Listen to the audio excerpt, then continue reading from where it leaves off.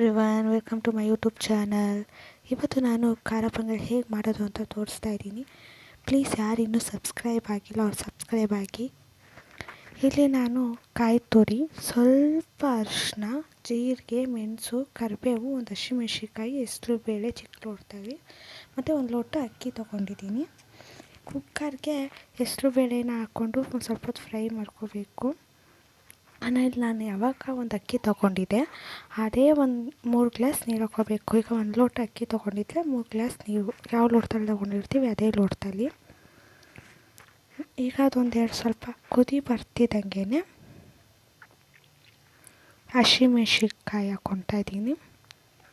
ಆಮೇಲೆ ಕರ್ಬೇವಿನ ಸೊಪ್ಪು, ಸ್ವಲ್ಪ ಕರಿಮೆಣಸು ಮತ್ತು ಜೀರಿಗೆ, ಕಾಯಿ ತುರಿ, ಸ್ವಲ್ಪ ಅರಿಶಿನ,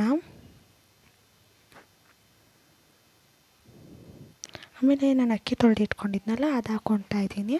ಸ್ವಲ್ಪ ಕೊತ್ತಂಬರಿ ಸೊಪ್ಪು ಹಾಕ್ಕೊತಾ ಇದ್ದೀನಿ ಮತ್ತು ರುಚಿಗೆ ತಕ್ಕಷ್ಟು ಉಪ್ಪು. ಅಷ್ಟು ಹಾಕೊಂಡು ಚೆನ್ನಾಗಿ ಮಿಕ್ಸ್ ಮಾಡ್ಕೋಬೇಕು. ಇಲ್ಲಿ ಒಂದು ಸ್ವಲ್ಪ ತುಪ್ಪನೂ ಹಾಕ್ಕೊತಾ ಇದ್ದೀನಿ.